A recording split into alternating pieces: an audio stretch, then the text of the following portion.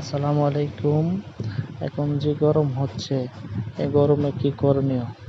গরমে আমরা বেশি বেশি বিশুদ্ধ পানি পান করব এবং পাতলা জামা পরিধান করব।